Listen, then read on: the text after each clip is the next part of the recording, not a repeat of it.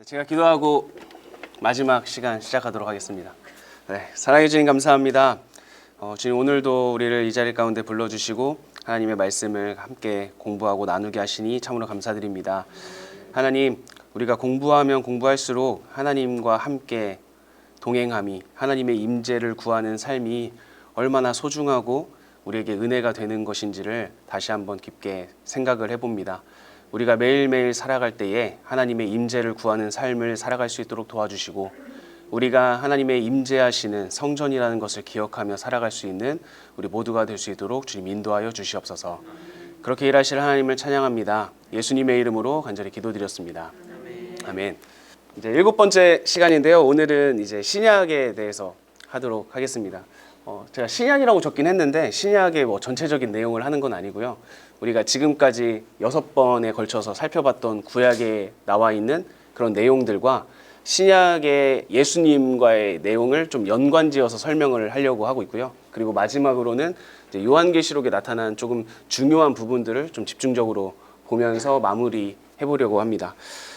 신약의 내용으로 들어가기 전에 우리가 간단하게 이제 중간사, 신구약 중간사에 대해서 좀 이야기를 해보려고 하는데요. 구약 성경을 보면 그 이야기가 페르시아 시대에 끝이 납니다. 그러니까 페르시아 시대 때 이스라엘 백성들이 귀환을 한 다음에 구약의 내용은 거기서 이제 끊겨요.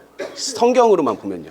그렇지만 우리가 마태복음, 마가복음, 다시 복음서로 돌아오면 갑자기 페르시아가 이스라엘을 다스릴 시대가 아니라 로마가 이스라엘을 다스리는 시대로 확 넘어오게 됩니다. 그러다 보니까 어쩌면 좀 낯설기도 하고 이 중간 사이에 어떤 내용들이 있는지 좀 궁금하시기도 할 텐데 좀 간략하게 한번 살펴보도록 할게요. 이스라엘이 두 개로 나뉜 다음에 남유다는 바벨론에 의해서 멸망을 하게 됩니다. 그래서 그때 당시에 남유다를 다스리고 있었던 패권을 장악했던 나라가 바벨론이고요. 이 바벨론이 이제 페르시아에 멸망을 하게 되죠. 그리고 이 페르시아가 남유다를 다스리던 이 시기에 이제 우리가 잘 알고 있는 귀환 사건이 발생을 하게 됩니다.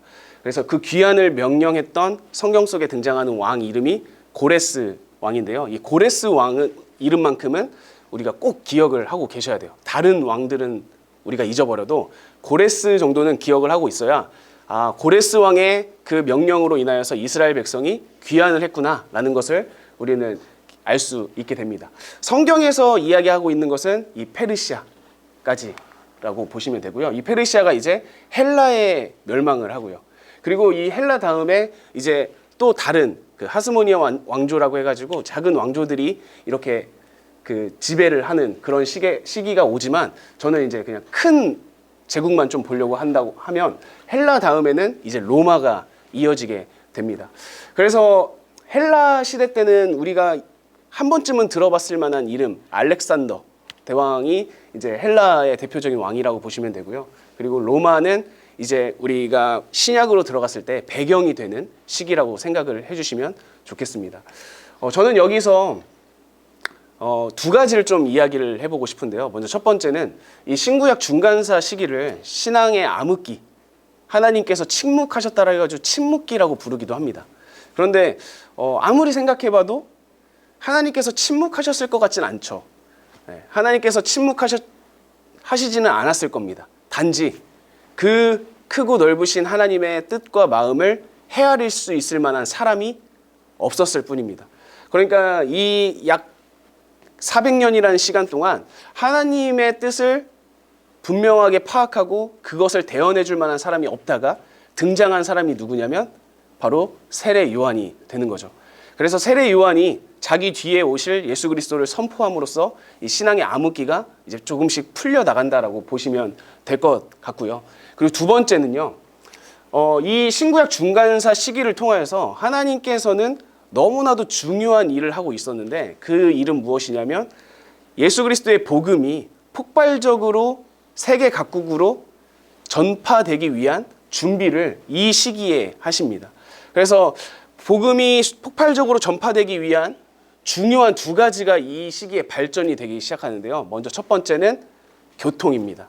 그래서 우리가 로마 하면 생각나는 격언이 하나 있죠. 모든 길은 로마로 통한다라고 하듯이 로마 시대 때 굉장히 교통이 발달이 되죠. 물론 로마가 교통을 발달시킨 것은 복음을 증거하기 위함은 아니었습니다. 이 넓은 자신들의 나라를 어떻게 하면 더 손쉽게 그리고 더 멀리 떨어진 나라를 얼마나 더 빨리 정복할 수 있을까를 고민하다 보니까 교통을 더 발전시켜 나갔던 거죠. 자, 그리고 또 한 가지는 언어입니다. 우리가 살아가는 곳은 제각각 언어를 사용하고 있죠. 그런데 지금 바벨론, 페르시아, 헬라, 로마는요 다 대제국이에요.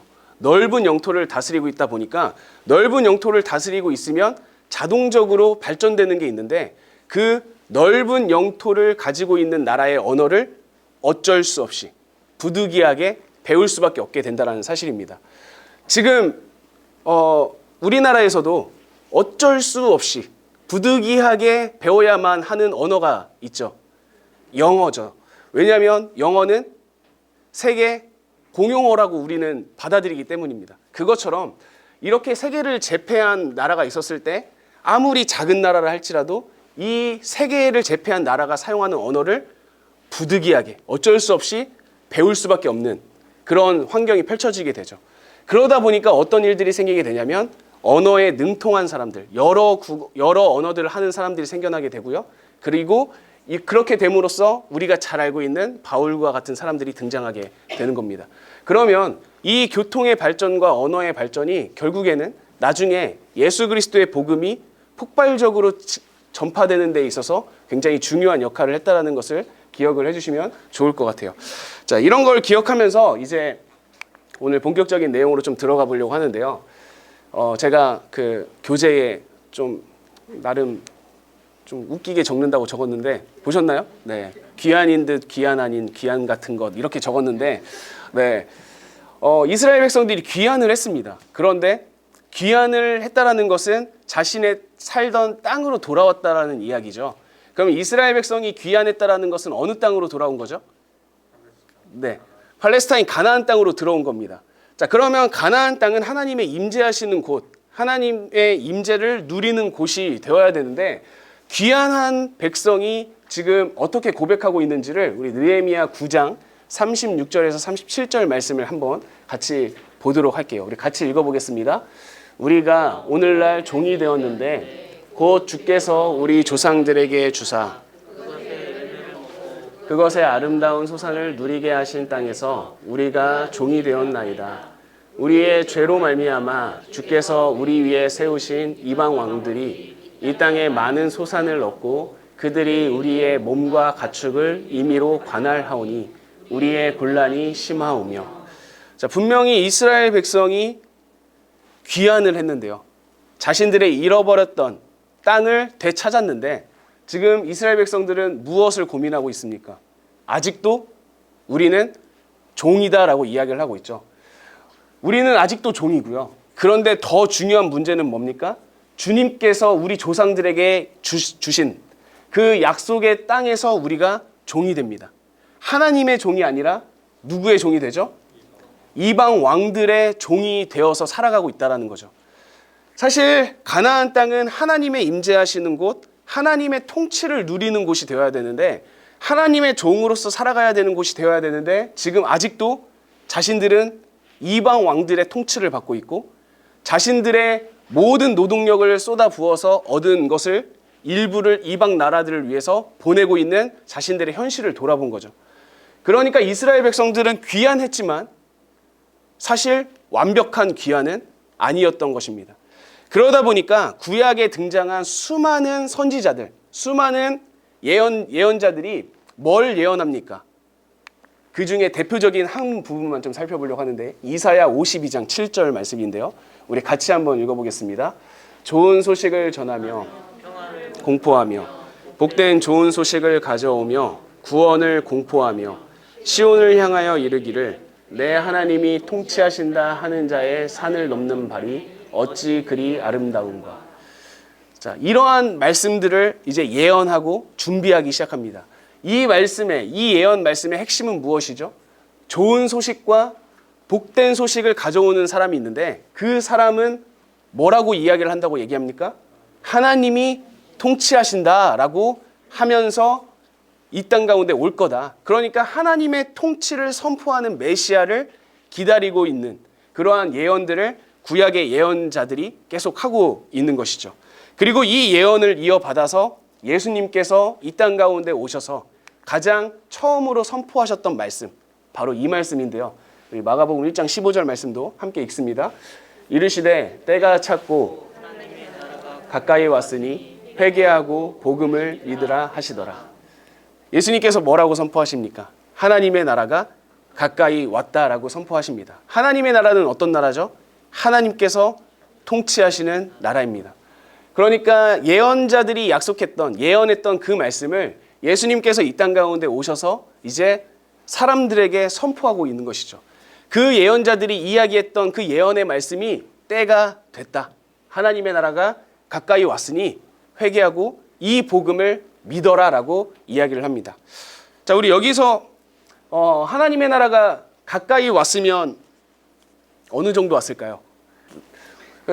왜 예수님께서는 하나님의 나라가 왔다라고 하시지 왜 하나님의 나라가 가까이 왔다라고 하셨을까요?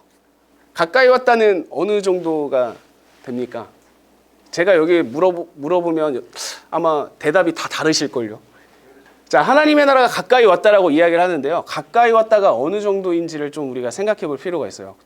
가까이 왔다라는 것은 사람마다 제각각 느끼는 게 다르기 때문에 이게 되게 헷갈릴 수 있는데 그 복음서를 보면 예수님께서 또 다른 한 부분에서 이 가까이 왔다라는 똑같은 헬라어를 사용하십니다. 시제, 단어까지 다 똑같이 완벽히 똑같이 가까이 왔다라는 이 단어를 한 번 더 사용하시는데요.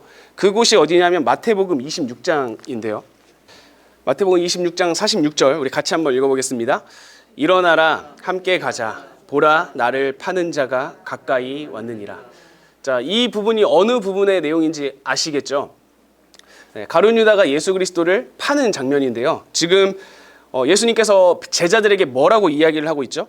나를 파는 자가 가까이 왔다라고 이야기를 하고 있습니다. 자, 그런데 우리가 여기서 이제 좀 자세히 봐야 될 것은 47절 첫 번째 문장이에요. 47절 첫 번째 문장을 함께 읽을게요. 말씀하실 때에 12 중에 하나인 유다가 왔는데. 자, 여기까지만 읽을게요. 자, 그러면 우리가 상황을 한번 이제 정리를 한번 해보겠습니다. 예수님께서 제자들에게 말씀하시죠. 뭐라고 말씀하시죠? 나를 팔 자가 가까이 왔다라고 말씀을 하고 있는데 47절을 보니까 가룟 유다가 언제 왔죠? 말씀을 하고 있는 그 중에 말씀하실 그때에 이미 가룟 유다는 들어왔다라고 얘기를 하고 있죠. 그러니까 우리가 이 말씀을 가지고 이 마가복음 1장 15절을 좀 살펴보면 하나님의 나라는 지금 예수님께서 때가 찼다. 하나님의 나라가 가까이 왔으니 회개하고 복음을 믿으라 라고 이렇게 이야기하는 그 순간에 이미 하나님의 나라는 임했다라는 거죠. 자, 우리는 여기서 이 하나님의 나라가 임했다라는 것을 알 수 있는 또 다른 이유는 무엇이냐면 하나님의 나라는 결국 하나님께서 통치하시는 나라죠. 그런데 우리가 잘 알고 있듯이 예수님은 하나님이시고요.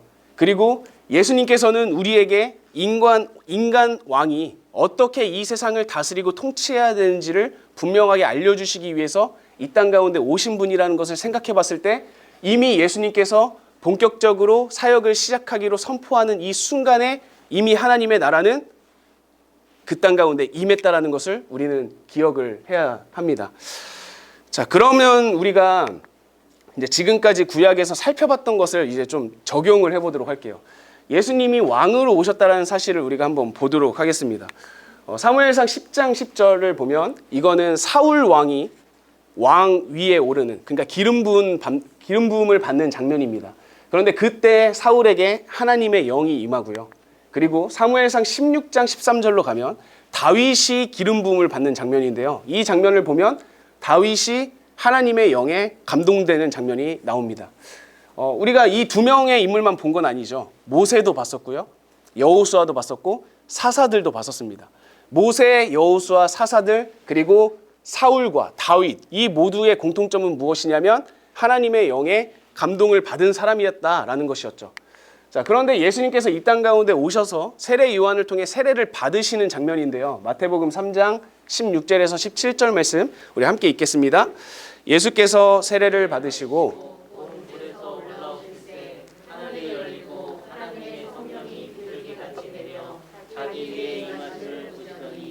하늘로부터 소리가 있어 말씀하시되 이는 내 사랑하는 아들이요 내 기뻐하는 자라 하시니라. 자, 예수님께서 세례요한을 통해서 세례를 받으시는 그 순간에 일어나는 일인데요. 하늘이 열리고 하나님의 성령이 예수님 위에 임재하게 됩니다. 이 마태복음은 마태가 지은 복음서잖아요. 마태는 유대인들을 향해서 기록한 그 복음서를 기록한 사람인데 그러다 보니까 마태는 이 유대인의 생각과 유대인의 정신을 굉장히 잘 알고 있었습니다. 그리고 우리가 혹시 들어보셨는지 모르겠지만 마태복음은 왕을 강조합니다. 왕으로 오신 예수님을 강조하고 마가복음은 종으로 오신 예수님을 강조하고요. 고난받으러 오신 예수님. 그리고 누가복음은 인간으로 오신 예수님을 강조하고요. 요한복음은 하나님으로 오신 예수님을 강조하는데요. 이 마태복음은 마태가 일부러 지금 예수님을 어떻게 표현하고 있냐면 왕으로 오심을 강조하고 있는 것입니다. 그러니까 마태도 그 구약의 내용들을 기억하면서 예수님께서 세례 받으시는 이 장면을 이렇게 표현을 하고 있는 것이죠. 예수님께서는 세례를 받으실 때 하나님의 성령의 감동을 받은 것, 이것을 통해서 예수님은 왕으로 오셨음을 강조하고 있습니다. 자, 그 다음에 왕과 백성 사이에 계약하는 장면을 한번 살펴보려고 하는데요. 우리가 출애굽기 19장에서 24장 말씀을 가지고 하나님은 이스라엘 백성의 하나님이 되고 이스라엘 백성은 하나님의 백성이 되는 그런 공적 언약을 맺는 장면을 우리가 출애굽기 19장에서 24장 말씀을 가지고 살펴봤었습니다. 자, 출애굽기 24장 4절 말씀을 보면 이스라엘 12지파대로 12기둥을 세웠죠. 그리고 제단을 쌓았고요. 그 제단과 12기둥에 피를 반반 나누어 뿌림으로써 공적 언약을 맺게 됩니다. 자, 이것을 기억하면서 우리가 마태복음 10장 1절을 보면 예수님께서는 12명의 제자를 부르시죠. 여기에서 우리는 이 12이라는 숫자에 좀 집중을 해야 됩니다. 예수님께서는 꼭 12명의 제자가 필요했어요. 왜요? 그것은 이 12지파의 상징성을 가져오기 위함입니다. 그러기 때문에 가룟 유다가 예수님을 배반하고 죽었을 때 굳이 11명의 제자로 가도 충분할 텐데 굳이 어떻게 하죠? 한 명을 추가로 뽑습니다. 그것은 이 12명의 숫자를 맞춰야 되는 게 예수님과 제자 사이의 언약에서 되게 중요한 부분이었거든요. 그래서 예수님께서는 12명의 제자를 부르시고요. 그 다음에 그 피를 뿌린 다음에 모세가 하나님을 대신해서 이렇게 말씀하시죠. 너희와 세우신 언약의 피다라고 이야기를 했고요. 그리고 예수님께서 잡히시기 전날 밤에 제자들과 함께 다과를 나누면서 이렇게 말씀하시죠. 이것은 나의 피, 곧 언약의 피다라고 말씀을 하십니다. 그러니까 예수님께서는 그 구약의 하나님과 이스라엘 백성이 왕과 백성의 관계를 맺었던 것을 예수님께서 이 땅 가운데 오셔서 예수님이 왕이 되시고 12명의 제자가 예수님의 백성이 되는 그러한 계약을 또 맺고 있다라는 것입니다. 자, 그러면 출애굽기에서 하나님과 이스라엘 백성 사이에 그 유지시키는 법이 무엇이었을까요? 네, 레위기 10계명입니다. 10계명과 그 10계명을 풀어서 설명해주는 그 수많은 율법들인 거죠. 자, 그런데 그 법이 이제 예수님과 12제자 사이에서는 조금 바뀌게 됩니다. 사실 바뀌는 건 아니에요. 정확히 알려주는 겁니다. 그래서 예수님께서 이 땅 가운데 오셔서 산상수훈이나 이런 말씀들을 통해서 중점적으로 하셨던 일이 무엇이냐면 하나님께서 이스라엘 백성에게 주셨던 그 율법을 어떻게 하면 더 바르고 정확하게 알려주실까에 대해서 예수님께서는 집중하십니다. 그래서 산상수훈을 보면 야, 너희는 살인하지 말라라고 들어왔는데 살인하지 말라는 내 마음속으로 어떤 사람을 미워하는 것 역시도 살인이다라고 이렇게 알려주죠. 그러면서 이스라엘 백성이 율법을 오해하고 잘못 사용하고 있었던 것을 하나씩 하나씩 짚어가며 정확하게 알려주십니다. 자, 그런데 예수님께서 이 제자들과 법을 하나 약속을 하시는데요. 그 법은 이 구약의 그 어마어마한 양의 율법을 그냥 하나로 묶어버립니다. 그 율법은 요한복음 13장 34절 35절인데요. 우리 같이 읽겠습니다. 새 계명을 너희에게 주노니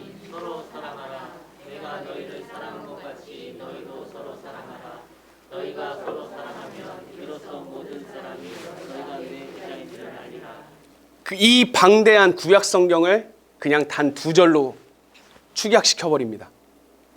예수님께서는 무엇을 말씀하시려고 하냐면 결국 하나님께서 너희에게 이 율법을 주신 이유는 너희가 이 율법을 가지고 너희들의 의로움을 나타내는 도구로 사용하려고 주는 것이 아니라 서로 사랑하며 살 수 있게끔 주신 거다. 그러면서 이 율법을 그냥 새 계명으로 통합시켜 버리시죠. 새 계명을 너희에게 준다. 서로 사랑하라. 끝입니다. 그래서 예수님과 12명의 제자 사이에는 법이 새롭게 등장하는데 그 법은 무엇이냐면 서로 사랑하라가 들어가는 것입니다. 예수님이 우리를 사랑하셨던 것처럼 우리도 서로 사랑하는 것. 이것이 예수님께서 12명의 제자들 그리고 그 제자들의 가르침을 이어받는 우리에게까지도 전달하는 그 계명이 이렇게 펼쳐지게 되는 거죠. 자, 그러면 우리가 하나님 나라를 구성하는 요소 4가지를 살펴봤었을 때 이제 한 가지가 남았죠. 땅입니다. 네. 그렇다면 땅에 대해서 이제 생각을 해봐야 되는데 우리가 처음에 살펴봤던 하나님의 성전을 이뤘던 땅은 에덴이었고요. 그리고 이제 성막을 거쳐서 그리고 가나안 땅으로 가죠. 그런데 이 땅이 이제 예수님 시대로 넘어오면서 우리에게 중요한 메시지를 알려주고 있는데 이것은 우리가 한번 찾아보도록 할게요. 요한복음 4장을 한번 찾아보겠습니다. 3절을 먼저 한번 읽어볼게요. 3절 읽겠습니다. 시작. 유대를 떠나사 다시 갈릴리로 가실 때. 네, 예수님께서 제자들과 함께 이제 유대를 떠나서 갈릴리로 움직이는 길이었습니다. 자, 제가 지도를 준비하지 못했는데 만약에 유대 지역이 이쪽이라고 한다면요, 갈릴리는 이 위쪽에 있습니다. 그런데 이제 중요한 게 무엇이냐면 유대에서 갈릴리로 가려면 어떻게 가는 게 가장 빠르겠습니까? 그냥 이렇게 일직선으로 가야죠. 근데 일직선으로 갈 때 문제가 하나 있는데 그 문제는 무엇이냐면 그 중간에 사마리아가 껴 있습니다. 자, 그래서 이스라엘 사람들은 다시 갈게요.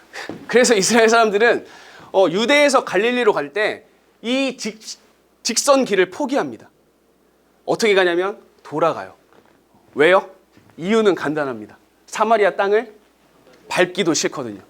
네, 사마리아가 북이스라엘의 수도였는데요. 아수르가 북이스라엘을 점령했을 때 다른 민족들과 섞어버리는 정책을 피다 보니까 하나님의 그 정통성을 잃어버렸다라는 생각에 남유다 사람들은 북이스라엘 사람들을 그냥 아예 멀리하고요.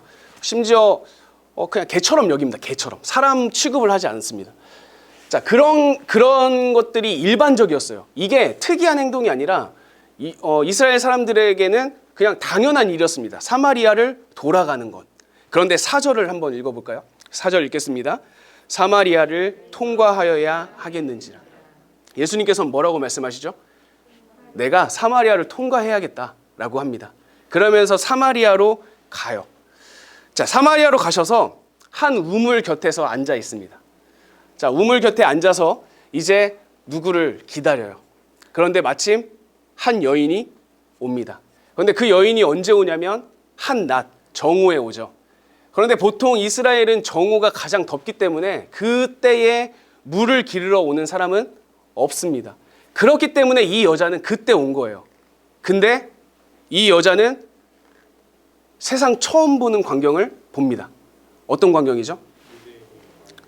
네, 유대인이 온 것도 그런데 어떤 한 미친 사람이 가장 뜨거운 그 시기에 우물 옆에 와가지고 물을 퍼서 먹는 것도 아니고 그냥 그 땡볕에 앉아 있는 거죠. 네, 이거는 그냥 그야말로 진짜 이상한 짓이에요. 그러니까 이거는 예수님께서 기다렸다라고밖에 볼 수가 없습니다. 자, 그런데 그 이상한 사람이 여인에게 말을 걸죠. 뭐라고 말을 거냐면 7절을 보니까 예수께서 물을 좀 달라 하십니다. 이것도 되게 이상하죠. 여인이 딱 와요. 그런데 여인이 오기 전부터 앉아 있었던 예수님께서 뭐라고 하시는 거예요? 물을 좀 달라. 만약에 물을 먹고 싶었으면 그냥 먼저 왔으면 퍼서 먹으면 되는데 그러지 않고 가만히 땡볕에 기다리고 있다가 그 여인이 오니까 뭐라고 얘기해요? 나 물 좀 줘 라고 이야기를 합니다. 자, 그러면 사마리아 여인은 어떻게 하면 맞는 거죠? 물을 퍼서 드려야죠. 이게 우리가 생각하는 정상적인 이 대화의 모습인데 이 사마리아 여자도 조금 이상하게 반응을 하죠. 뭐라고 반응하는지 한번 볼게요. 9절입니다. 시작. 사마리아 여자가 이르되 당신은 유대인으로서 어찌하여 사마리아 여자인 나에게 물을 달라 하나이까 하니 이는 유대인이 사마리아인과 상종하지 아니함이로다. 여자는 궁금한 거예요. 이 사람이 도대체 누구길래 나한테 말을 걸까?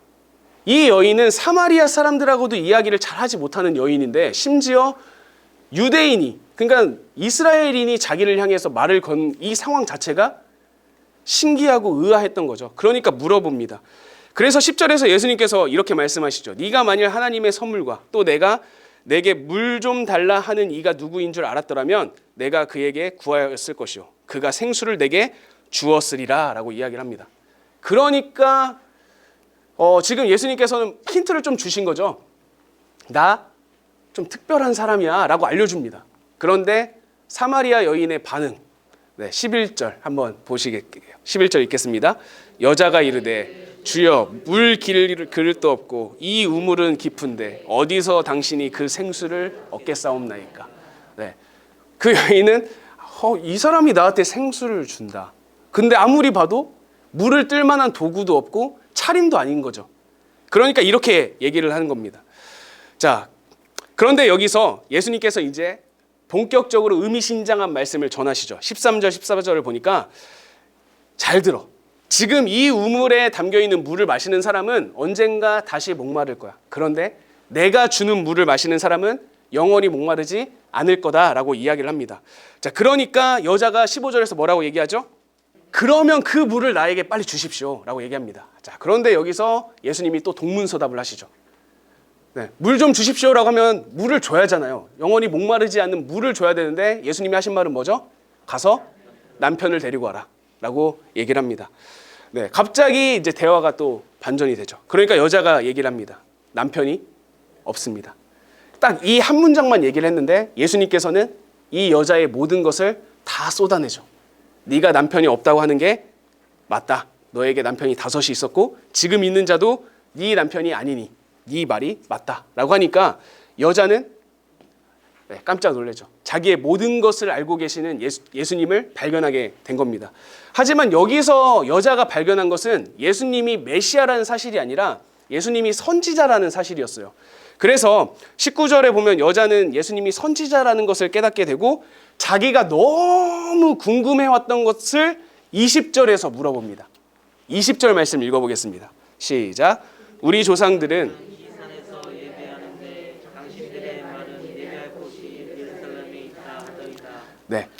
우리가 지난 시간에 봤던 내용인데요. 하나님께서는 예배를 예루살렘 성전에서 드리라고 하십니다. 그런데 이스라엘이 남과 북으로 분리되면서 예루살렘이 남에 위치하다 보니까 북이스라엘은 어떤 선택을 하죠? 베델과 단에 제단을 쌓아버립니다. 자, 지금 사마리아는 북이스라엘에 속해 있죠. 그러다 보니까 이 여자는 아마 베델이나 단에서 예배를 드렸을 거예요. 그런데 어떤 갈등이 생기냐면 남유다 사람들은 뭐라고 얘기하냐면 야, 예루살렘에서 드리는 예배가 진짜 예배야 라고 얘기를 하는 것을 들은 거죠. 그런데 사마리아 사람들은 아니야, 베델과 단에서 드려도 괜찮아. 그러니까 이 궁금한 것을 지금 누구에게 물어봅니까? 예수님께 물어보고 있는 것입니다. 우리 조상들은 이 산에서 예배 드리라고 했는데 당신들의 말은 예배할 곳이 예루살렘에 있다고 합니다. 어떻게 하면 좋겠습니까? 라고 얘기하니까 여기서 예수님께서 완전히 패러다임의 전환도 아닙니다. 그냥 패러다임을 깨버리는 이야기를 하시는데요. 우리 21절부터 24절까지 우리 쭉 읽어보도록 하겠습니다. 시작. 예수께서 이르시되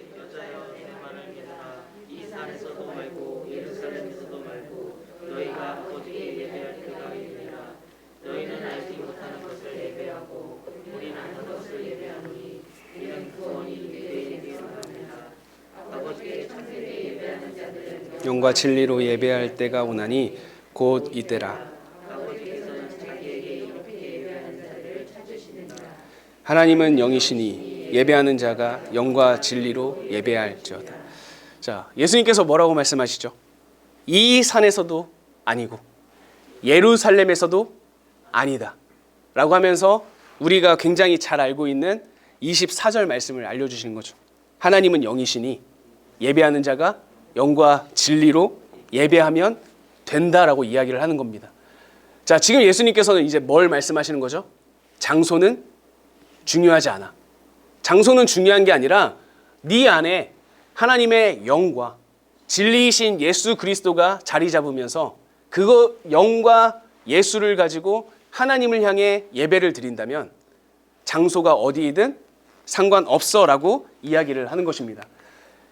자, 그래서 에덴 동산 가나안 땅에 이어 나온 이 땅의 개념은 이렇게 바뀌게 되는 거죠. 하나님께서 계신 곳은 어디든지 성전이 되면서요. 그 하나님을 향해 영과 진리로 예배하는 자들은 그냥 장소에 구애받지 않고 예배할 수 있는 상황이 이제 펼쳐지게 됩니다. 자, 이 비슷한 내용을 이제 성전의 개념으로 좀 봐보도록 하겠습니다. 성전의 개념으로 한번 보려고 하는데, 우리가 지금 구약 내용을 통해서 이렇게 쭉 살펴봤었죠. 에덴 동산과 성막과 가나안 땅과 성전. 자, 이것을 가지고 우리가 마태복음을 잠깐 보도록 하겠습니다. 마태복음의 처음이죠. 마태복음 1장 23절인데요. 우리 같이 한번 읽어보겠습니다. 보라, 처녀가 잉태하여 아들을 낳을 것이요 그의 이름은 임마누엘이라 하리라 하셨으니 이를 번역한즉 하나님이 우리와 함께 계시다 함이라. 자, 마태복음의 시작이었던 1장의 내용은 무엇을 이야기를 하냐면 우리를 위해 우리를 구원하실 메시아가 올 건데 그 이름을 임마누엘이라 하라라고 이야기를 합니다. 그 임마누엘의 뜻이 무엇이죠? 하나님이 우리와 함께 한다라는 뜻입니다. 자, 그리고 마태복음의 가장 마지막 28장 20절인데요. 우리 이 말씀도 같이 읽을게요. 내가 너희에게 분부한 모든 것을 가르쳐 지키게 하라. 볼지어다 내가 세상 끝날까지 너희와 항상 함께 있으리라 하시니라. 자, 마태복음의 처음과 끝이 뭘로 끝나죠? 내가 너와 함께 있을 거다라는 말씀으로 끝납니다. 그러니까 마태는요, 지금 무엇에 집중하고 있냐면 우리와 함께 하시기 위해서 오신 예수 그리스도에 집중을 하고 있는 거예요. 자, 그러면서 마태만 그런 게 아니라 요한복음으로 가도 비슷한 내용이 등장을 하는데요. 요한복음 1장 14절 말씀인데요. 우리 이 말씀도 같이 읽을게요. 말씀이 육신이 되어 우리 가운데 거하심에 영광을 보니 아버지의 독생자의 영광이요 은혜와 진리가 충만하더라. 자, 말씀이 육신이 되어서 이 땅 가운데 오셨는데 그것을 어떻게 표현합니까? 우리 가운데 거했다라고 표현을 하고 있어요. 자, 이 거했다라는 동사가요, 헬라어로 보면 이 스케노라는 헬라어입니다. 이게 거하다라는 동사예요. 그런데 우리나라 말에도 항상 동사가 있으면 그 뜻과 일치하는 명사가 있죠. 만약에 우리가 뛰어간다라고 하면 그것을 명사로 바꾸면 뜀으로 바꿀 수 있잖아요. 그것처럼 헬라어도 마찬가지인데요. 이 스케노라는 동사를 명사로 바꾸면 스케네가 되는데요. 이 뜻은 거함이 아닙니다. 성막이 됩니다. 자, 그러면 우리가 이것을 가지고 지금까지의 내용을 좀 살펴보면 성막은 뭐죠? 인간이 하나님의 임재를 구하기 위해, 그러니까 하나님을 만나기 위해서 가는 곳이 무엇입니까? 성막입니다. 그런데 예수께서는 어떻게 하시죠? 말씀이 육신이 되어 우리 가운데 성막으로 오신 거예요. 지금까지 구약의 개념은 인간이 성전을 찾아오는 개념이었어요. 하나님을 만나기 위해. 그런데 신약의 개념은 바뀝니다. 성전이신 예수님이 그냥 우리 가운데로 오시는 거예요. 그러니까 우리에게 장소가 필요가 없는 겁니다.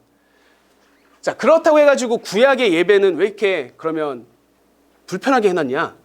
그런데 사실 불편한 건 아니죠. 왜냐하면 하나님과 인간이 완전히 단절되었던 그 상황 가운데 하나님께서는 인간에게 통로를 준 거잖아요. 하나님을 만날 수 있는 곳을 허락했는데 이제는 더 나아가 만날 수 있는 통로가 아니라 예수 그 자체를 우리에게 주신 거죠.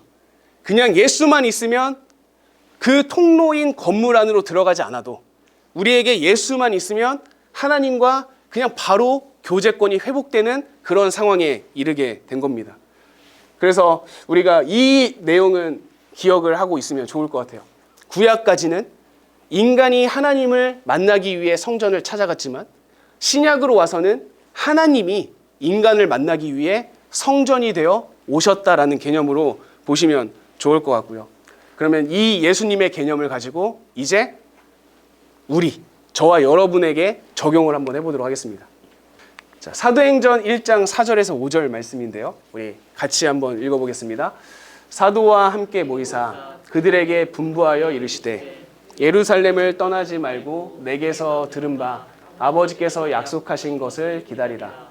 요한은 물로 세례를 베풀었으나 너희는 몇 날이 못되어 성령으로 세례를 받으리라 하셨느니라. 자, 예수님께서 내가 약속한 것을 기다리라라고 제자들에게 이야기를 하죠. 그런데 그 약속하신 것이 무엇이죠? 성령입니다. 성령을 풀면 결국엔 하나님의 영이 되는데요. 하나님의 영, 우리가 계속 봤었죠. 모세와 여호수아와 사사, 그리고 사울과 다윗, 그리고 예수님까지 받았던 그 하나님의 영을 이제는 누구에게까지 준다고요? 우리에게까지도 준다라는 거죠. 그러면 이 약속대로 마가의 다락방에서 이 성령 임재 사건이 발생하게 되죠. 그때부터는 그 성령 임재 받은 사람들의 신분이 바뀌게 됩니다. 그 사람도 예수님처럼 인간 왕으로서 이 세상에서 살아가는 거죠. 인간 왕으로서 하나님께서 우리에게 주신 그 전권과 권력을 가지고 어떻게 하면 하나님의 질서를 이 세상의 질서로 사용할 수 있을까? 그것을 고민하면서 살아가는 거죠. 자, 그래서 우리는 성령으로 인하여서 성령의 임재를 받는 순간 우리 역시도 신분이 뭐가 된다라는 거죠? 왕이 된다라는 것을 기억을 하셔야 됩니다. 우리가 성령 충만함이 중요한 이유는 무엇이냐면 성령 충만을 통해서 우리는 어떻게 하면 더 완벽한 왕으로서 살아갈 수 있는지를 성령 충만이 우리에게 주기 때문입니다. 결국에는 성령께서 우리 안에서 역사하실 때 우리는 예수께서 우리에게 보여주셨던 것처럼 하나님의 그 사명을 받은 왕의 모습으로 살아갈 수 있다는 거예요. 자, 다음은 성전이 된 우리의 모습을 한번 보도록 하겠습니다. 고린도전서 3장 16절에서 17절 말씀입니다. 우리 같이 읽겠습니다. 너희는 너희가 하나님의 성전인 것과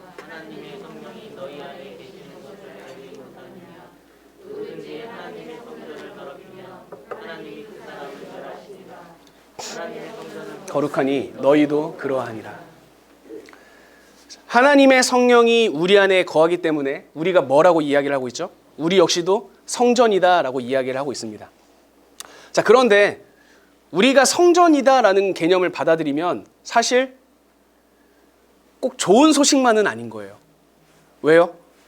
우리는 구약의 그 무시무시한 레위기를 살펴봤었잖아요.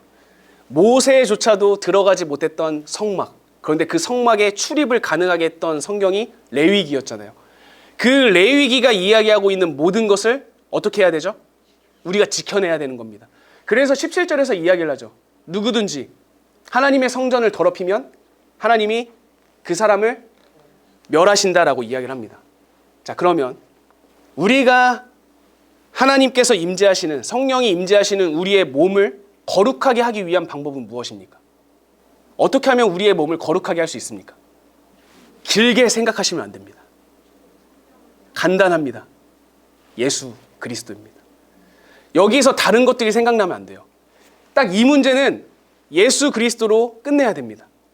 그런데 우리들이 조금씩 오해하고 있는 게 뭐냐면 우리가 나를 거룩하게 하기 위해서 나는 말씀을 매일 읽어야 되고 기도 생활을 열심히 해야 되고 예배를 드려야 되고 헌금과 봉사를 열심히 해야 돼. 그래야 나를 거룩하게 유지할 수 있어 라고 생각하면 우리는 또다시 예수께서 율법을 완성하기 위해서 오셨는데 이미 완성된 율법을 다시 예전으로 돌리는 거죠.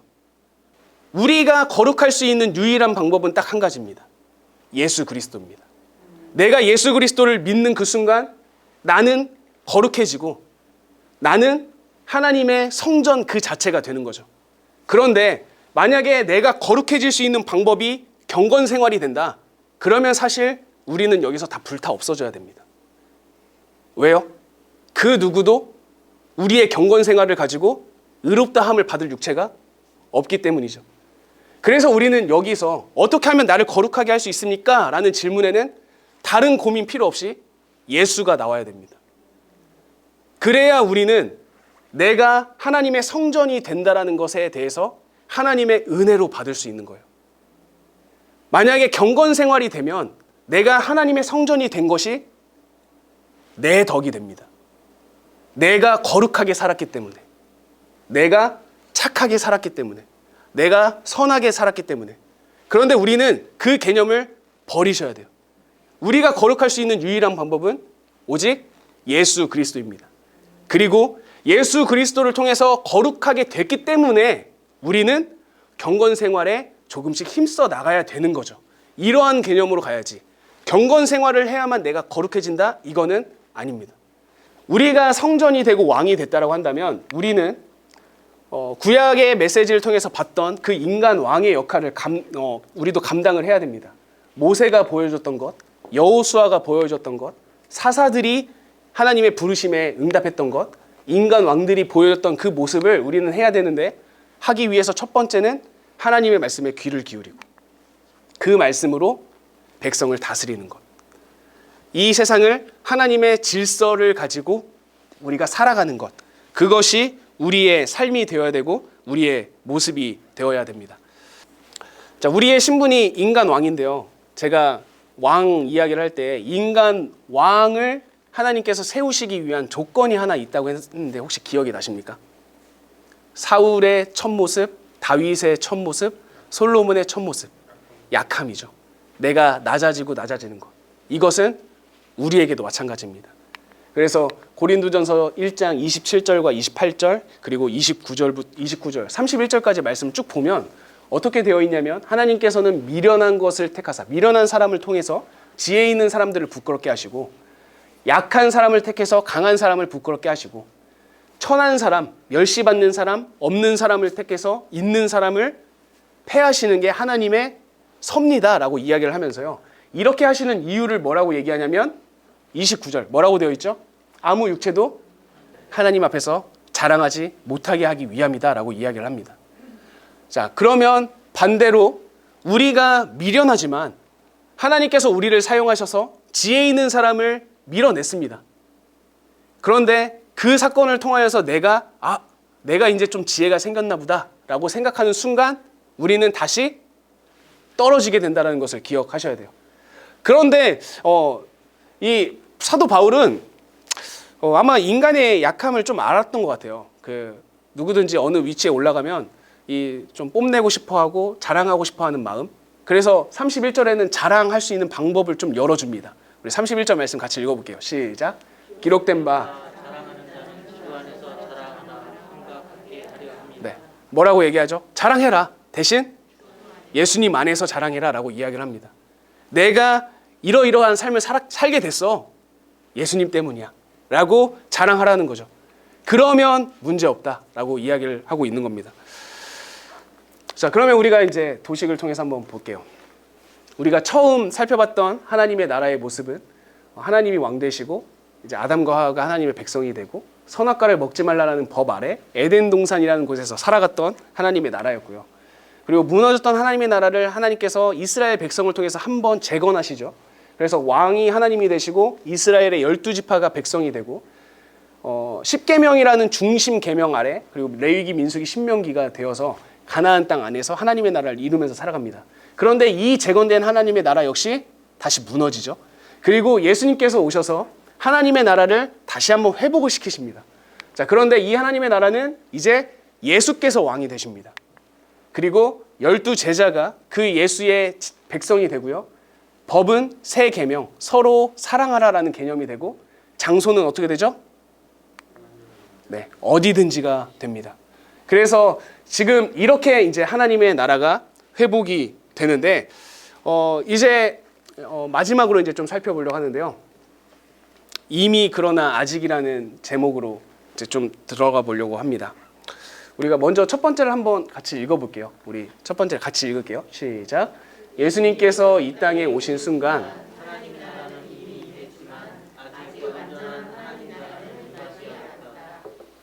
네. 예수님께서 이 땅에 오신 순간 하나님의 나라는 이미 임했지만 아직 완전한 하나님의 나라는 이미 임하지 않았다. 그리고 이 이미 그러나 아직이라는 개념은 우리가 받을 구원에도 사용될 수 있습니다. 우리는 이미 구원을 받았지만 아직 완전한 구원을 받지 못했다라는 것을 기억하셔야 됩니다.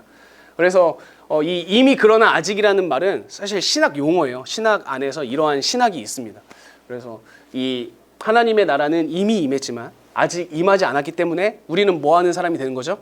완전하게 임하는 하나님의 나라를 기다리는 사람이 되어야 합니다. 자, 그래서 이 개념을 이제 두 번째 개념을 통해서 한번 설명해 보려고 하는데요. 우리 같이 한번 읽어볼게요. 이스라엘 백성이 가나안 땅에서 하나님의 가치와 가나안의 문화 속에서 치열한 전투를 한 것처럼 치열한 전투를 해야 한다. 네, 이스라엘 백성이 가나안 땅에서 하나님의 질서와 그리고 애굽의 문화, 가나안의 문화 속에서 치열하게 영적 전투를 했던 것처럼 우리도 지금 우리가 살아가고 있는 곳에서 하나님 나라의 가치와 세상이 추구하는 가치라는 이 사이에서 우리는 치열하게 전쟁하며 살아가야 된다는 것을 꼭 기억하셔야 됩니다. 자, 그러면 우리가 여기서 떠올려야 될 게 있겠죠. 기억나십니까? 이스라엘 백성이 가나안 땅으로 들어갈 때 어떻게 전쟁에 승리했는지 승리 공식에 대해서 한번 이야기를 나눴었는데, 에베소서 6장 13절에서 17절 말씀을 보면 여기에 전신갑주가 있었는데 여기서 유일한 공격 무기가 뭐였죠? 성령의 검, 하나님의 말씀이었죠. 그리고 우리가 예수님 이야기도 살펴봤었습니다. 예수님께서 시험을 받지 않으셔도 되는데도 불구하고 사탄으로부터 시험을 받으신 이유는 말씀을 통해 사탄의 유혹을 이겨내시는 모습을 우리에게 보여주시기 위함이다라는 것을 살펴봤었는데요. 그래서 첫 번째 시험, 두 번째 시험, 세 번째 시험, 이 모든 것들을 이미 기록된 율법을 가지고 그 유혹을 이겨내셨다라는 것을 살펴봤었습니다. 그리고 우리가 세 번째로 요한계시록 19장에 나타나 있는 그 백마탄 사람의 비유를 통해서 우리가 어떻게 그 최후의 영적 싸움을 싸워야 되는지 살펴봤었죠. 그래서 백마를 탄 사람이 입었던 옷, 그 옷이 피 흘린 옷이었죠. 자신의 피가 흘렸던 그 옷. 그리고 그 사람은 입에서 나오는 검을 가지고 적들을 물리쳤다라는 것. 그래서 이 두 가지를 가지고 우리는 최후의 영적 전쟁을 자기 희생과 우리의 입으로 나오는 하나님의 말씀을 가지고 영적 전쟁을 싸워 나가야 된다라는 것을 살펴봤었습니다. 자, 그래서 세 번째는 제가 방금 이야기했던 거고요. 자, 마지막 네 번째를 같이 한번 읽어보도록 하겠습니다. 시작. 치열한 전투 속에서 동시에 완전한 하나님의 나라를 기다려야 한다. 네, 우리는 이미 하나님의 나라가 임했지만, 그리고 그 임한 하나님의 나라를 우리는 충분히 누리면서 살 수 있지만, 그럼에도 불구하고 우리가 지금 누리고 있는 그 하나님의 나라는 완전한 하나님의 나라는 아닙니다. 왜 그럴까요? 아직 하나님과 우리가 함께하지 못하기 때문이죠. 그 실제적인 하나님과요. 그런데 이제 요한계시록 마지막을 보면 그 실제적인 하나님과 우리가 만나는 것들까지도 표현하고 있으니까요. 우리가 완전한 하나님의 나라를 기다려야 된다는 것을 기억해 주시면 좋겠습니다. 자, 그래서 이제 요한계시록에서 좀 중요한 부분들을 좀 보려고 하는데요. 먼저 요한계시록 12장으로 한번 가보도록 하겠습니다. 네, 요한계시록 12장에서 14장을 이제 좀 우리가 간략하게 살펴보려고 하는데, 요한계시록의 내용을 요약해 보면 사실 이거예요. 지금 우리가 살아가고 있는 이 세상은 이미 세상의 가치와 그리고 타락한 사탄, 우리를 멸망시키려고 하는 그 사탄의 지배 속에 있는 세상이다라는 것을 이야기합니다. 이미 우리가 살아가고 있는 이 땅은 사탄의 지배 아래 있는 세상입니다.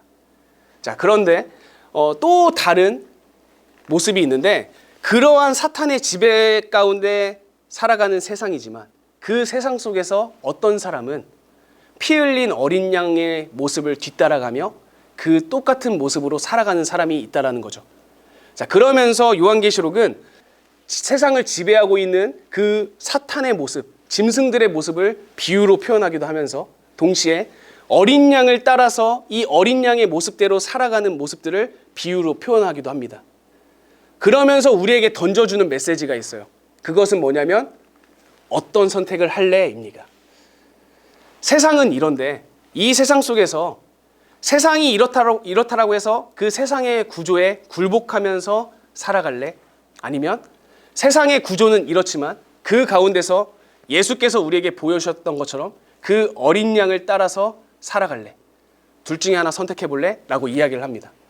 그런데 우리가 지난번에 살펴봤던 요한계시록 19장에는 어떤 내용이 등장하죠? 그 백마를 탄 사람이 나와서 자기 희생과 하나님의 말씀, 입으로 나오는 하나님의 말씀을 가지고 그 모든 세력들을 물리치죠. 그러니까 요한계시록은 이 두 개의 선택지가 있는데 힌트를 하나 줄게. 그런데 마지막에는 하나님이 승리하셔. 어떤 선택을 할래? 라고 이야기를 하고 있는 게 결국엔 요한계시록입니다. 그러면 요한계시록이 말하고자 하는 핵심은 확실해요. 자, 이미 이 어린 양을 따라 살기로 결단하고 있는 사람들이 있다면 뭐라고 얘기하고 있는 거죠? 조금만 더 힘내 라고 이야기를 하고 있는 거고요. 세상의 가치에 굴복해서 세상의 구조 속에서 살아가고 있는 사람에게는 뭐라고 얘기하고 있냐면 그 큰 성 바벨론에서 나와 라고 이야기를 하고 있는 겁니다. 자, 그러한 개념을 가지고 우리가 요한계시록으로 들어갈 건데, 요한계시록을 기록한 요한은 구약의 내용을 정말 자세하게 알고 있어요. 그래서 구약에 등장하는 여러 요소들을 사용하면서 비유에 쓰고 있습니다. 자, 먼저 이제 12장을 볼 건데요. 12장을 조금씩 보시면서 이 12장은 구약에 어떤 내용이 생각이 되는지 한번 상상해 보시면서 12장을 보시면 좋을 것 같아요. 자, 우리 12장 1절과 2절을 같이 한번 읽어볼게요. 하늘에 큰 이적이 보이니 해를 옷 입은 한 여자가 있는데 그 발 아래는 달이 있고 그 머리에는 12별의 관을 썼더라. 이 여자가 아이를 베어 해산하게 되매 아파서 애를 쓰며 부르짖더라. 자, 지금 한 여인이 등장하고 있고요. 그 여인이 어떤 상태죠? 해산을 준비하고 있는 상태입니다. 그러니까 아이를 낳을 준비를 하고 있는 상태인데 3절 읽어보겠습니다. 하늘에 또 다른 이적이 보이니 보라, 한 큰 붉은 용이 있어 머리가 7이요 뿔이 10이라. 그 여러 머리에 7 왕관이 있는데. 자, 어떤 생명체가 등장하죠? 용이 등장합니다. 자, 그런데 용이 어떤 목적을 가지고 있는지 4절을 읽어보겠습니다. 그 꼬리가 하늘의 별 3분의 1을 끌어다가 땅에 던지더라. 용이 해산하려는 여자 앞에서 그가 해산하면 그 아이를 삼키고자 하더니. 용의 목적은 뭐죠? 아이를 해산하면 그 아이를 삼키고자 하는 게 목적입니다. 자, 5절. 여자가 아들을 낳으니 이는 장차 철장으로 만국을 다스릴 남자라. 이 아이를 하나님 앞과 그 보좌 앞으로 올려가더라. 자, 아이를 낳았는데 그 아들이 이제 어떤 일을 할 사람이래요? 만국을 다스릴 남자래요. 그리고 그 사람을 하나님 앞과 그 보좌 앞으로 데리고 갑니다. 자, 그러면 이 아들은 어떤 사람인 것 같습니까? 예수님인 것 같죠. 또 한 그룹이 더 나와야 됩니다. 예수님과 같은 신분인 우리들입니다. 네. 그러니까 우리들과 예수 그리스도 메시아까지를 다 포함하고 있는 거예요. 자, 그런데 6절. 여자가 광야로 도망하며 거기서 하나님이 예비하신 곳에 있었어요. 자, 7절로 갑니다. 자, 하늘에서 전쟁이 있었습니다. 하나님의 천사들과 그리고 용이 더불어 싸웁니다. 그런데 용이 어떻게 되죠? 8절을 보니까 천사들을 이기지 못합니다. 그래서 하늘에서 그들이 있을 곳을 얻지 못하니까 당연히 어디로 올까요? 네, 땅으로 오는데요. 여기서 이제 힌트가 하나 나오는데 9절 말씀 같이 읽어볼게요. 시작.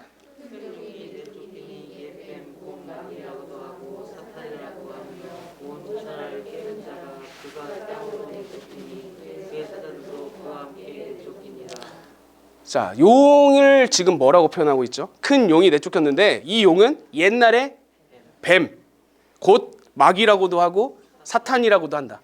자, 그러면 혹시 이 부분의 내용이 어떤 모습을 가져왔는지 기억이 나십니까? 에덴이죠. 이것은 정확히 창세기 3장 15절을 모티프로 해서 가져온 겁니다. 창세기 3장 15절은 어떤 내용입니까? 뱀은 여자의 발꿈치를 상하게 하지만 여자는 뱀의 머리를 상하게 한다라는 그 모티프를 가지고 이 요한계시록 12장을 가져온 건데, 자, 12장을 보니까 이제 땅으로 내쫓겼던 그 용들을 향해서 이제 싸우기 시작하는데요. 그 땅에서 싸우는 자가 무엇을 가지고 싸우는지 한번 보도록 하겠습니다. 11절 말씀 우리 같이 읽어보겠습니다. 시작.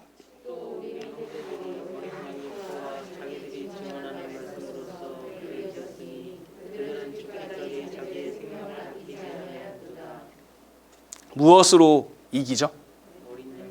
어린 양의 피와 하나님의 말씀을 통해서 이겨냅니다. 자, 결국에는 그 공격하는 사탄의 무리를 이기는 것은 결국엔 희생이고요. 하나님의 말씀이라는 것을 또 이야기하고 있는 거죠. 자, 13절로 가니까 용이 자기가 땅으로 내쫓긴 것을 보고 남자를 낳은 여자를 박해합니다. 자, 그 여자가 큰 독수리의 두 날개를 받아 광야 자기 곳으로 날아가 거기서 그 뱀의 낯을 피하여 한때와 두때와 반때를 양육받음에, 그런데 거기서 또 뱀이 여자를 공격해요.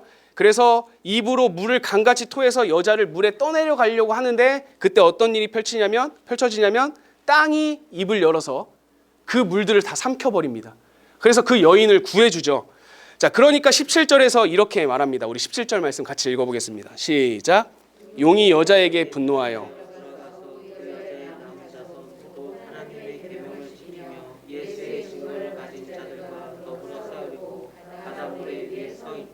자, 여기서 그 여자의 자손들이 등장하죠. 그 여자의 자손을 뭐라고 표현합니까? 하나님의 계명을 지키며 예수의 증거를 가진 자들이라고 얘기합니다. 그러니까 아까 여자가 아이를 베어 해산하려고 했던 그 아이는 메시아를 포함한 우리 모두가 된다라는 거죠. 자, 그러면 지금 용은 어떻게 된 거죠? 하늘에서 전쟁을 통해서 하늘을 원래 정복하려고 했는데 하늘 전쟁에서 어떻게 됩니까? 패배해서 시선을 하늘이 아니라 땅으로 돌리게 되죠. 그러면서 땅에서 뭘 하려고 합니까? 하나님의 계명을 지키며 예수의 증거를 가진 자들과 더불어 싸우기 위한 계획으로 바꾸게 되는 거죠. 그러니까 이 12장이 이야기하려고 하는 것은 뭐죠? 사탄의 세력은 지금 누구를 공격하려고 한다? 우리를 공격하려고 한다라는 것이 핵심인 겁니다. 우리를 공격하려고 한다라는 것이 핵심인데, 자, 이제 13장에서는 또 다른 모티프를 가져와요. 13장은 다니엘 7장 12절을 가져옵니다. 그래서 다니엘에 나와 있는 그 짐승 비유를 가지고 이제 13장에서 짐승이라는 이 매개체를 가지고 또 다른 사탄의 모습을 표현하는 겁니다. 우리 한번 천천히 쭉 읽어보겠습니다. 1절부터 읽을게요. 내가 보니 바다에서 한 짐승이 나오는데 뿔이 10이요 머리가 7이라. 그 뿔에는 10 왕관이 있고 그 머리들에는 신성 모독하는 이름이 있더라. 2절이요. 내가 본 짐승은 표범과 비슷하고 곰에 밝았고 그 입은 사자의 입 같은데 용이 자기의 능력과 보좌와 큰 권세를 그에게 주었더라. 3절도 읽겠습니다. 그의 머리 하나가 상하여 죽게 된 것 같더니 그 죽게 되었던 상처가 나음에 온 땅이 놀랍게 여겨 짐승을 따르고. 4절이요. 용이 짐승에게 권세를 주므로 용이 누가 이 짐승과 같으냐? 누가 능히 이와 더불어 싸우리요 하더라. 자, 지금 이제 짐승이 등장하는데 그 짐승에게 앞서 등장했던 용이 권세를 주죠. 어떤 권세를 줍니까? 네, 이 땅을 다스릴 권세를 주는 겁니다. 이 지금 용이 있는 용이 지금 땅에 있잖아요. 그 땅에서 다스릴 수 있는 권세를 짐승에게 주는데 그 짐승에게 권세를 준 것을 어떻게 표현하고 있냐면 짐승에게 경배하여 이르되 누가 이 짐승과 같냐? 누가 이 짐승과 더불어서 싸워서 이길 수 있겠냐라고 표현할 정도로 짐승에게 엄청 강력한 권한을 준다라는 거죠. 자, 그러면 이 짐승에게 어떤 권한을 주는지 한번 보도록 할게요. 우리 5절부터 쭉 읽겠습니다. 시작. 또 짐승이 과장되고 입을 받고 또 42달 동안 일할 권세를 받으니라.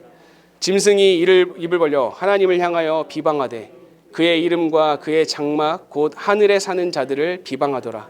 또 권세를 받아 성도 싸워 이기게 되고 각 족속과 백성과 방언과 나라를 다스리는 권세를 받으니 죽임을 당한 어린 양의 생명책에 창세 이후로 이름이 기록되지 못하고 이 땅에 사는 자들은 다 그 짐승에게 경배하리라. 자, 여기까지만 보면 지금 이 짐승에게 준 첫 번째 권위는 무엇이냐면 군사적 권력입니다. 네. 싸워 이길 수 있는 그 군사적인 권력을 이 짐승에게 주고요. 자, 그 다음에 쭉 넘어갈게요. 자, 넘어가고 우리가 많이 들어본 말씀이긴 한데요. 우리 16절, 17절, 18절 이 세 구절을 읽도록 하겠습니다. 우리 같이 읽을게요. 시작. 그가 모든 자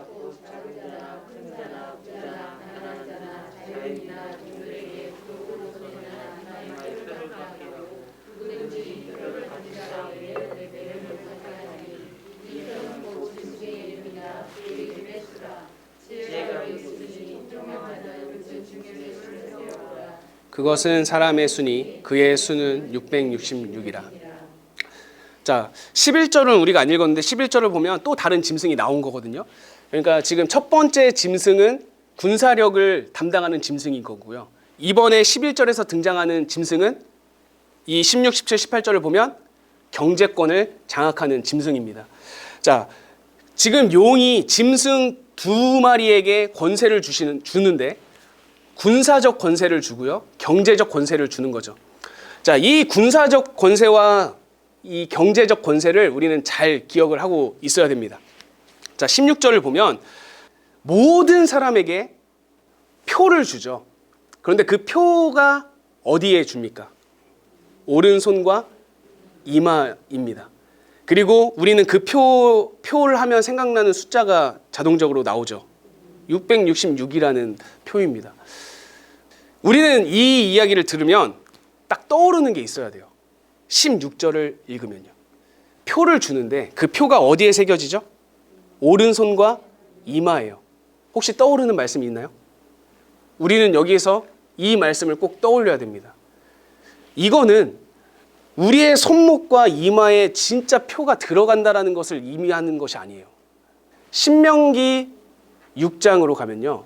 거기에는 쉐마가 들어 있습니다. 쉐마 말씀이 들어 있는데 거기에서 굉장히 유명한 말이죠. 이스라엘아 들으라 하면서 하나님에 대해서 쭉 설명합니다. 그러면서 그 하나님의 뜻을 지켜 행하기 위해서 강조하는 것이 있는데 그것이 뭐냐면 하나님의 말씀을 이마와 손목에 새겨라 라고 이야기를 하죠. 그런데 이스라엘 사람들은 이걸 어떻게 받아들이죠? 문자 그대로 받아들이죠. 그래서 그들은 이 손목에도 하나님의 말씀이 들어가 있고 이마, 이 머리 쪽에도 하나님의 말씀을 이 이마 띠 안에 넣고 다니는 거죠. 그러면 하나님께서 정말 이렇게 하라고 이 말씀을 주신 걸까요? 이마는 뭡니까? 생각하는 곳입니다.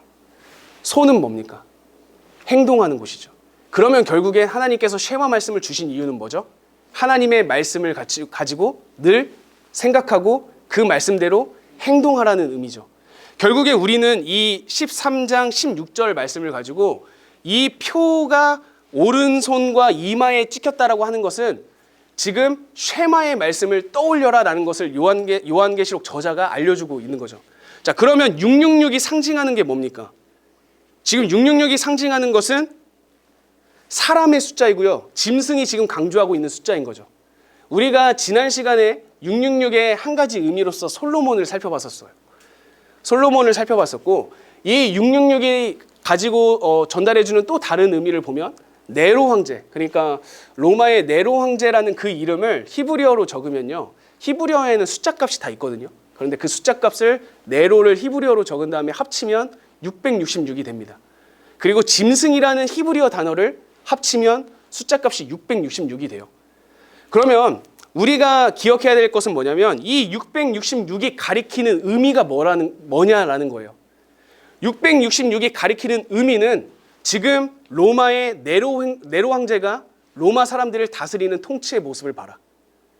짐승이 지금 이 땅의 권력을 잡고 있는 그 모습을 봐라. 솔로몬이 백성들의 삶을 그렇게 궁핍하게 하고 힘들게 했던 그 시기를 생각해라. 애굽에서 너네들이 종살이 했을 때 그 애굽의 구조와 그 애굽 사람들의 너희들을 향한 핍박을 생각해라. 이것을 666이라는 안에 다 넣어놓은 거죠. 그러면 우리가 여기서 생각을 해볼게요. 666이라는 숫자를 손목과 이마에 새기라는 것은 무슨 의미겠습니까? 하나님의 말씀이 아니라 이미 세상의 구조가 놓여져 있는 이 구조의 가치를 우리의 생각 속에 넣고 우리의 행동으로 옮기라는 거죠. 그러면 우리는 이 666 하면 사람들이 자주 이야기하는 게 베리칩 이런 것들을 이야기를 하죠. 실제적으로 여기에 들어가는 것을 의미하는 것이 아니라는 거예요. 이미 우리는 여기에 베리칩을 넣지 않았고 여기에 666을 새기진 않았지만 우리도 모르게 이 세상의 사회 구조, 이 피라미드적 구조 속에서 내가 이미 녹아서 살아가고 있다고 한다면 나는 어쩌면 666이 새겨지고 666을 손에 새긴 사람이 될 수 있다는 거죠. 결국에 666이 의미하는 것은 이겁니다. 우리가 이 사회 구조가 어쩔 수 없어 당연해 라고 여기면서 애굽과 아수르와 바벨론, 헬라, 로마, 솔로몬 이런 사람들이 보여줬던 그 사회 구조의 전형적인 나라의 모습 안에서 어쩔 수 없다라는 핑계로 그냥 그대로 살아갈 것인가? 그러면 그들은 666이 되는 거고요. 그럼에도 불구하고 이런 사회 구조 속에서 내가 피 흘린 어린 양을 따라 나는 살겠다. 나는 자기 희생하며 하나님의 말씀으로 이 사회 구조 속에서 어떻게 하면 하나님 나라의 구조를 실현할 수 있을까를 고민하며 살겠다라고 하는 자는 이 666의 표를 벗어버리는 자가 되는 거죠. 13장은요, 우리가 이런 마음으로 받아들이셔야 합니다. 자, 14장으로 가보겠습니다. 자, 14장을 가면요, 우리가 지금 시간상 그냥 간단하게 설명을 하면은 추수 비유가 나뉘게 되는데요. 하나님으로부터 하나님의 가치를 가지고 피 흘리는 어린 양을 따라 살아간 사람은 하나님께서 영적으로 추수하실 날이 올 거다. 그날이 올 거라고 얘기를 하고요. 반대로 자, 9절과 10절을 보면 누구든지 짐승과 그의 우상에게 경배하고 이마에나 손에 표를 받으면 그도 하나님의 진노의 포도주를 마시리니 그 진노의 잔에 섞인 것이 없이 부은 포도주라. 거룩한 천사들 앞과 어린 양 앞에서 불과 유황으로 고난을 받게 될 것이다 라고 이야기를 합니다. 그러니까 누구든지 짐승, 이 세상 권력을 가진 그 짐승 앞에 굴복하고 그 짐승이 우리에게 주고자 하는 그 가치와 세력 안에 굴복하며 그 가치를 우리의 이마와 손에 새긴 사람, 그 가치를 늘 머릿속에 생각하며 그 가치를 행동하며 살아가는 사람은 결국엔 파멸당한다라는 것을 이야기하고 있는 거죠. 그러면서 이제 14장의 1절을 보면 우리가 잘 알고 있는 숫자가 하나 등장하죠. 14만 4천 명이 등장을 하게 됩니다. 하나님으로부터 선택받은 자, 하나님의 뜻을 따르기로 결단한 자 14만 4천 명이 등장을 하는데요. 여기서도 우리는 이 숫자에 좀 생각을 해볼 필요가 있는데요. 14만 4천이라는 숫자가 나오기 위해서는 어떤 숫자들이 필요할까요? 12 곱하기 1000이 되어야 됩니다. 1000이라는 숫자는 이 성경이 기록될 당시 사람들이 생각했을 때 큰 숫자에 속했어요. 그리고 이 1000이 넘어가 만이 등장한다. 그러면 만은 감히 떠올려 보지도 못하는 숫자입니다. 자, 우리가 억만 해도 진짜 억 소리 나잖아요. 근데 억 다음이 뭐죠? 네, 조입니다. 조 다음은 경, 그 다음은 해 되고요. 그 다음은 혹시 아시는 분 있나요? 그 다음은 우리는 그냥 자연스럽게 생각하죠. 엄청 크다라고 생각하는 거죠. 성경 속에서 만은 그 정도라고 생각하시면 됩니다. 성경 속에서 만은 와 진짜 엄청 크구나라고 생각하시면 되는데 그러니까 1000이라는 숫자도 엄청난 거예요. 그런데 중요한 건 10이라는 반복입니다. 10이라는 숫자의 반복. 하나님께서 이스라엘 백성과 공적 계약을 맺을 때에 이스라엘 지파의 숫자가 12개였고요. 예수 그리스도가 12제자와 공적 언약을 맺었고요. 그러니까 이 12, 1000이라는 숫자에는 상징성이 담겨 있는 거예요. 하나님과 공적 언약을 맺은 사람이라면 누구나 다 포함이 되는 겁니다. 그러면 우리가 이것을 기억하면서 이제 요한계시록 21장과 22장으로 한번 가보도록 하겠습니다. 이제 새 하늘과 새 땅이 이 땅 가운데 올 거다. 그 날을 기다려라라고 얘기를 하면서요. 새 하늘과 새 땅을 새 예루살렘이라고도 표현을 합니다. 자, 그러면서 3절과 4절을 가면 이 말씀이 나오는데 우리 3절만 같이 한번 읽을게요. 같이 읽겠습니다. 시작.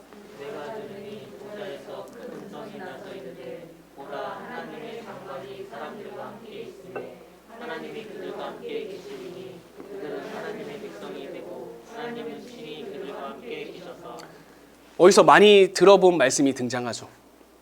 하나님께서 이스라엘 백성들을 출애굽하실 때 하신 말씀입니다. 내가 너희를 출애굽시키는 이유는 이거야 라고 하면서 말씀하시죠. 나는 너희의 하나님이 되고 너희는 내 백성이 되게 하기 위해서. 자, 그런데 이렇게 하기 위해서 해야만 했던 결단이 뭐였죠?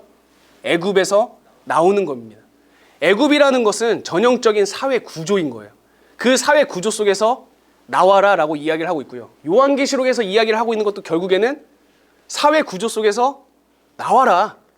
그래야 하나님이 너의 하나님이 되고 우리는 하나님의 백성이 된다라고 이야기를 하고 있는 겁니다.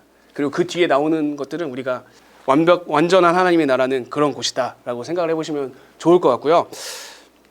그 다음에는 이제 몇 가지 좀 이걸 보도록 하겠습니다.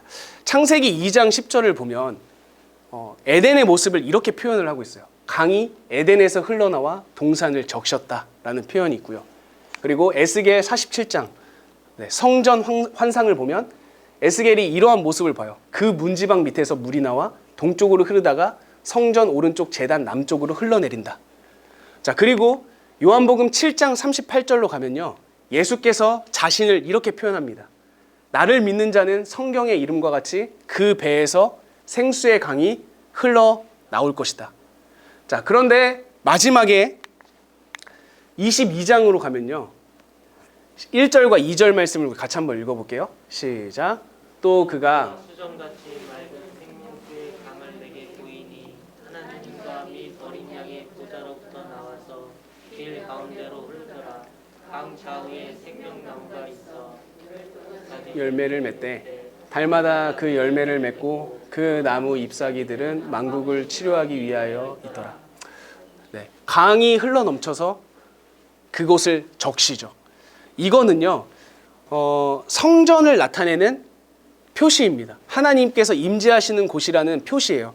그래서 에덴 동산의 모습을 보면 그런 몇 가지 이런 모습들이 있는데, 첫 번째는 강이 흘러나와서 그곳을 적시고요. 그리고 두 번째는 무엇이냐면 그곳에 굉장히 여러 가지 종류의 보석들이 에덴에 있었다라는 겁니다.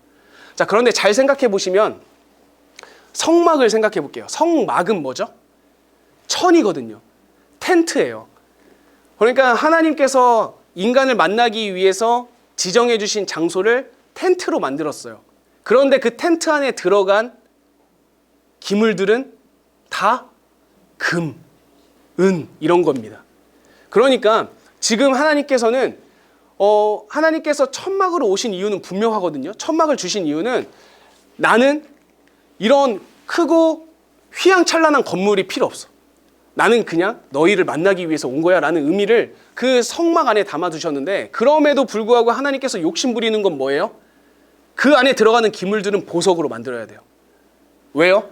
이 보석은 하나님께서 임재하시는 곳이라는 상징이거든요.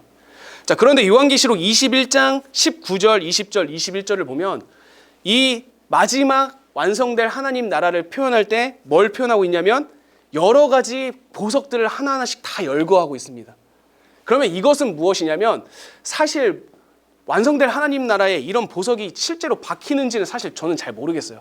그런데 분명한 건 결국엔 완성될 하나님의 나라는 어떤 곳이라는 거예요? 하나님께서 임재하시는 곳이라는 겁니다.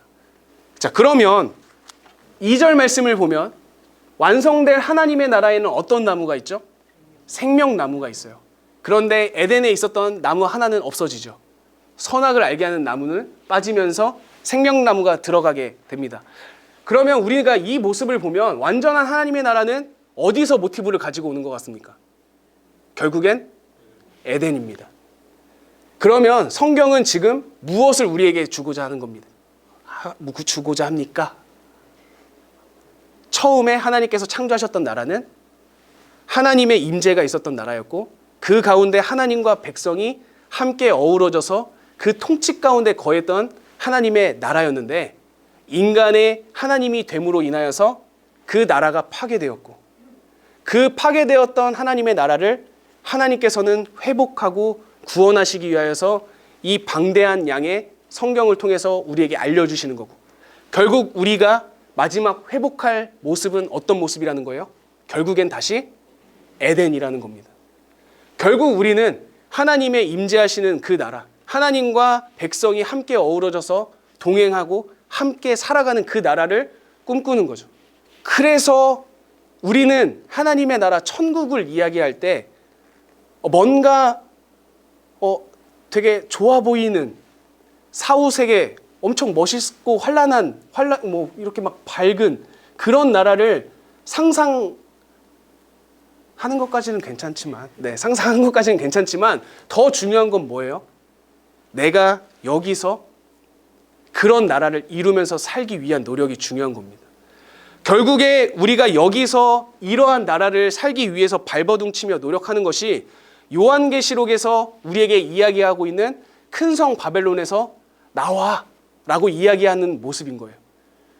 큰 성 바벨론에서 나와서 그 사회의 튼튼한, 절대 무너질 것 같지 않은 그 바벨탑 같은 사회적 구조가 하나님의 통치 아래 피 흘린 어린 양의 모습, 하나님의 말씀으로 무장한 사람들로 인하여서 그 튼튼해 보이는 피라미드와 바벨탑도 분명히 언젠가는 무너지고 패망할 날이 올 거라는 확신 아래 우리는 그러한 튼튼한 구조 속에서 하나님의 구조를, 하나님의 질서를 이루기 위해서 발버둥치며 살아가는, 그것이 요한계시록의 메시지이며 그것이 저와 여러분들에게 주는 요한이 던지는 메시지라는 것을 우리는 기억을 해야 됩니다. 그래서 저는 여러분들에게 감히 이렇게 부탁을 드리고 싶어요. 마지막 우리가 완벽하게 임할, 완전하게 임할 하나님의 나라를 소망하면서 사시지 마십시오. 그냥 지금 하나님의 나라를 매일매일 이루어 가십시오.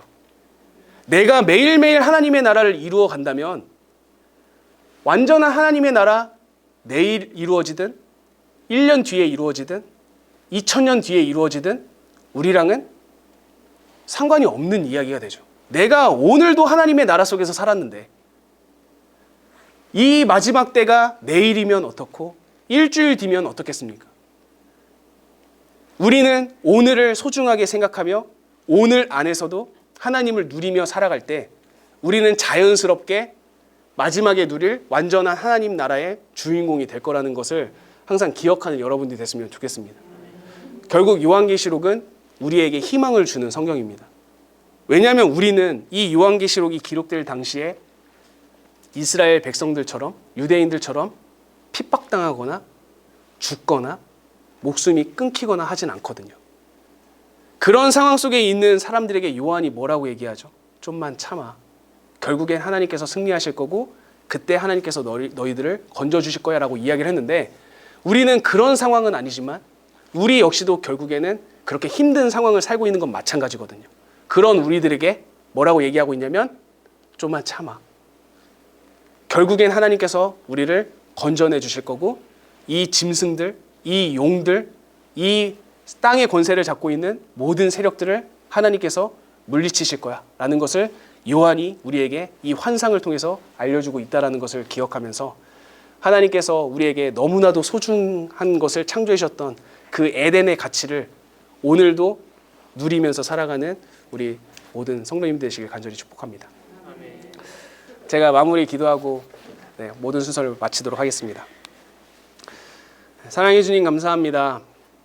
우리가 성경을 지금까지 공부하면서 봤듯이 하나님과 함께 동행하며 하나님의 임재를 누리면서 살아가는 삶이 얼마나 복되고 소중한 삶인지를 우리가 살펴보았습니다. 그런 소중하고 복된 삶이 오늘 그리고 앞으로를 살아갈 우리 모두의 삶이 될 수 있도록 도와주시고, 우리가 하나님의 성전이라는 것을 기억하며 또한 왕같은 제사장이라는 신분을 기억하며 완전한 하나님의 나라를 늘 기대하며 기다리며 살아가는 우리가 될 수 있도록 주님 인도하여 주시옵소서. 하나님, 우리가 더 괜찮은 미래를 생각하다가 오늘이라는 시간을 너무 헛되게 보내고 있는 건 아닌지 돌아봅니다. 우리가 오늘이라는 시간에 하나님의 마음을 담아서 하나님의 모든 그 가치와 질서를 기억하며 오늘을 힘차게 살아갈 수 있도록 도와주시고, 내가 살아가는 모든 곳에서 하나님의 나라를 이루어가는 우리 모든 성도님들 될 수 있도록 주님 인도하여 주시옵소서. 하나님, 우리가 그렇게 살기 위해서는 전적으로 성령 하나님의 도우심이 필요합니다. 성령 하나님께서 우리의 힘과 능력을 주시고 우리가 성령 하나님과 진리이신 예수 그리스도를 중심으로 하나님께 매일매일 예배하며 살아갈 수 있는 우리가 될 수 있도록 주님 인도하여 주시옵소서. 그렇게 일하실 하나님을 찬양하며 예수님의 이름으로 간절히 기도드렸습니다. 아멘. 네, 감사합니다. 고생하셨습니다. 네.